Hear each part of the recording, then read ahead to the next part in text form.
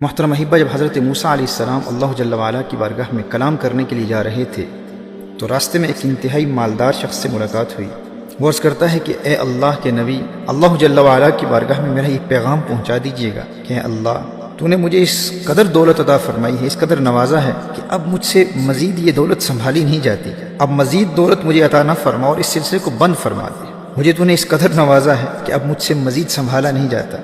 اسی دوران ایک انتہائی غریب شخص بھی حضرت موسیٰ علیہ السلام سے ملا، جو زمین پر بیٹھا ہوا تھا اور مفلسی اور غربت کا عالم یہ تھا کہ سطر ڈھانپنے کے لیے بھی اس کے پاس کپڑے نہیں تھے، یہاں تک کہ زمین پر بیٹھے ہوئے ریت سے اس نے سطر ڈھانپا ہوا تھا۔ وہ بھی موسیٰ علیہ السلام سے عرض کرتا ہے کہ میرا پیغام بھی اللہ جل وعلا کی بارگاہ میں پہنچا دیجیے گا کہ مولا میری حالت بھی دیکھ، تو سب کو نوازتا ہے، مجھے کب عطا فرمائے گا، مجھے کب نوازے گا، میرے پاس تو سطر ڈھانپنے کے لیے بھی کپڑے نہیں ہیں۔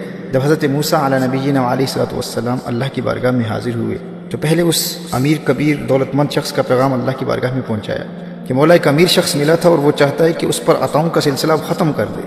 اس کا پیغام ہے کہ یا اللہ، تو نے اتنا عطا کیا ہے، اب سنبھالا نہیں جاتا۔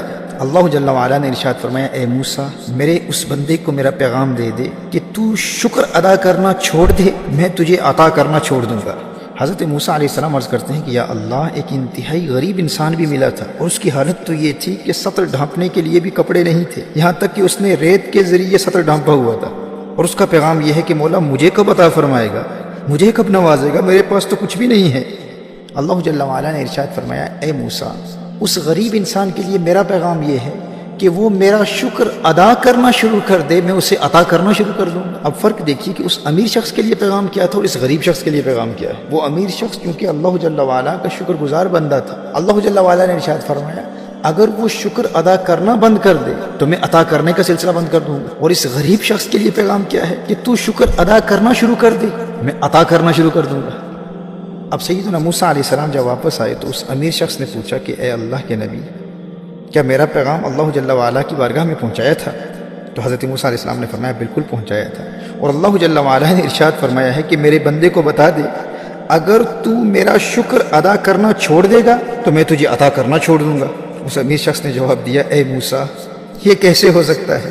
محترم احباب، ذرا اس امیر شخص کے جواب پر غور کیجئے گا۔ وہ کہتا ہے کہ اے اللہ کے نبی، یہ کیسے ہو سکتا ہے، یہ کیسے ممکن ہے کہ میں شکر ادا کرنا چھوڑ دوں؟ اس شکر کے علاوہ میرے پاس ہے ہی کیا؟ جب میرے پاس کچھ نہیں تھا اس وقت بھی شکر کی دولت تھی، میں سب کچھ کر سکتا ہوں، لیکن شکر کی دولت سے محروم نہیں ہو سکتا۔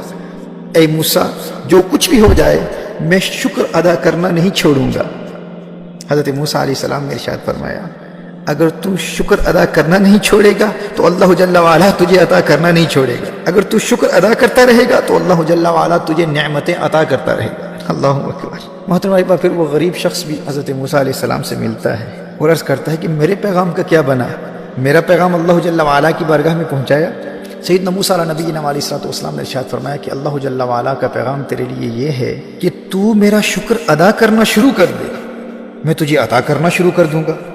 اس نے فوراً جواب دیا کہ اے اللہ کے نبی، میرے پاس ہے ہی کیا، میں کس بات پر شکر ادا کروں، میرے پاس تو کچھ ہے ہی نہیں، مجھے اللہ تعالیٰ نے دیا ہی کیا ہے کہ میں شکر ادا کروں، میں تو اپنا سطر بھی اس ریت سے ڈھانپ کر بیٹھا ہوا ہوں، میرے پاس ہے ہی کیا کہ میں شکر ادا کروں، اللہ نے مجھے دیا ہی کیا ہے۔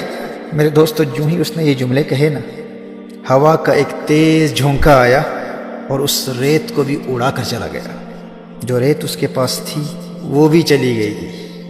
میرے دوستو، یہ ہے شکوے کا وبال، جو ہے وہ بھی چلا جاتا ہے۔